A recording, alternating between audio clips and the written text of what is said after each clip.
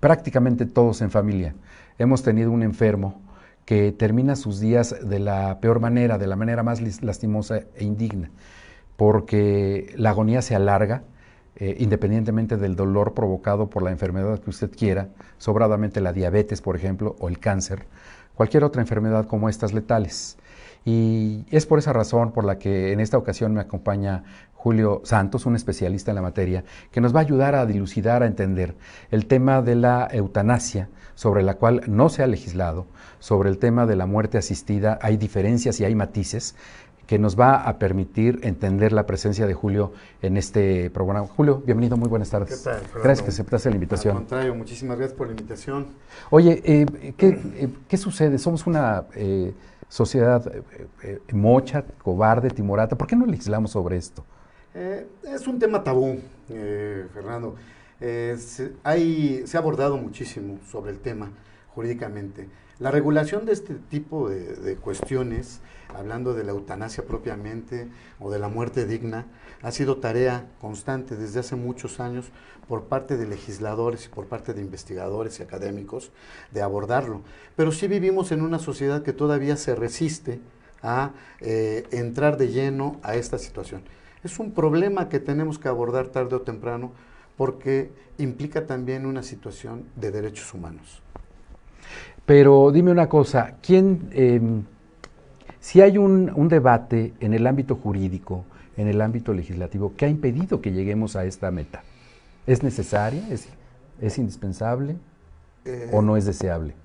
Yo creo que es indispensable. En mi concepto es indispensable que ya exista una regulación legal que controle este tipo de procedimientos, ¿sí? El reclamo social ya es bastante. Existen datos, por ejemplo, de que hubo una encuesta de Mitoshki en 2005 que arrojó un margen bastante amplio en favor de que se legislara sobre la eutanasia.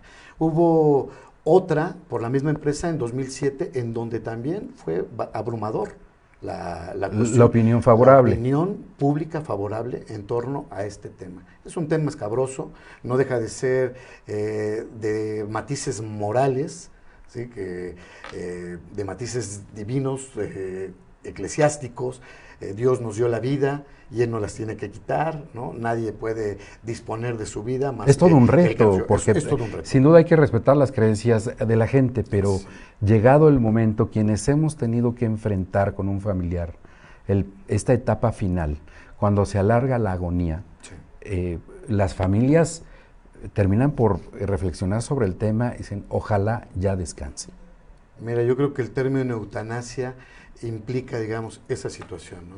Ese tema de dignidad de la persona que está agonizando, ¿no? Que su capacidad ya es indignante, realmente, que los dolores ya son, vaya, inaguantables, ¿no? Entonces, no hay droga que los mitigue. Ya no hay droga que los mitigue, requieren, digamos, de un tratamiento digno para llegar a un buen puerto de término de la vida. Julio, ¿hay algún país en donde ya aplique esta política? Hay varios países, mira, Holanda fue el primero que legisló sobre este tema, le siguió Bélgica, Luxemburgo, legislando ya sobre el tema, creando ya una ley de carácter general sobre procedimiento y necesidades.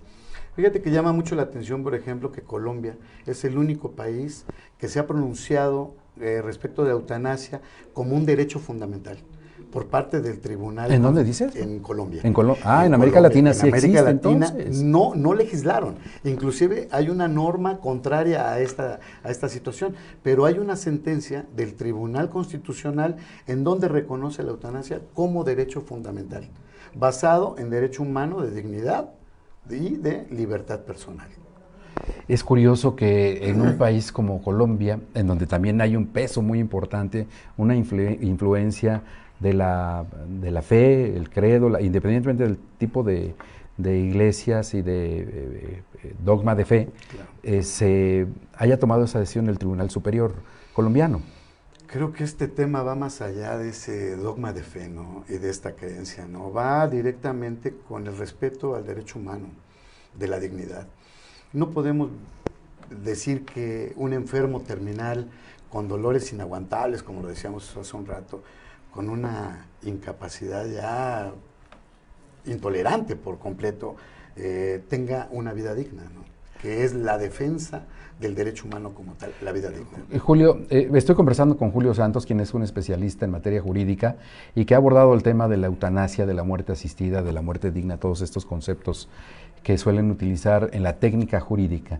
Pero yo te preguntaría, a partir del contexto que nos estás dibujando, ¿es trabajo de los legisladores, de los juristas, o de la fe, o de Dios? No, yo creo que no hay que dejar todo a Dios, ¿no? Es un trabajo de los juristas, de los legisladores. Me parece que de acuerdo al entorno social que se vive, es importante que nuestro máximo tribunal se pronuncie al respecto, como lo hizo el Tribunal Constitucional de Colombia, reconociendo los derechos humanos del enfermo terminal. Y yo creo que sería la punta de lanza para que los legisladores retomen este tema y lo lleven ya a la categoría reglamentaria. Esa es tu opinión como especialista. Sí, mi opinión como socialista es que es una conquista también de un derecho civil más. Esto es una lucha por reconocimiento de un derecho civil de en donde las personas con enfermedad terminal puedan terminar, por así decirlo, bien su ciclo de vida de una manera digna y que no sea dolorosa. Tú que impartes cátedra, Julio, cuando peloteas este tipo de temas con tus alumnos, ¿cuál es la reflexión, cuál es la impresión de los muchachos? Es bienvenida, es bienvenida. Fíjate que es un tema que les gusta, que lo abordan bastante bien, que es sujeto de investigación. Y este derecho comparado del que estamos hablando, siempre les digo, hay que asomarse a esa ventana del derecho comparado para ver cómo ha funcionado en los países que ya lo están aplicando. En este caso, Holanda, Bélgica, Luxemburgo, tenemos un ejemplo cercano aquí en la ciudad de Oregon, en Estados Unidos, que también lo legisló. Entonces hay que asomarnos a esa ventana de Colombia también para saber qué efectos produjo la legislación de este tema. Yo creo que los efectos son muy positivos y nos dan pie a que se legisle. Oye, la futura secretaria de Gobernación, Olga Sánchez Cordero, quien viene de la Suprema Corte de Justicia, que es una eminente jurista en este país, habló de la probabilidad de avanzar en ese tema. ¿Tú le ves futuro? Sí, por supuesto.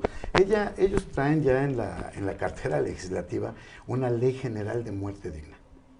¿Ya lo traen? Ya lo traen. Este tema no es nuevo. La muerte digna está legislada en la Ciudad de México.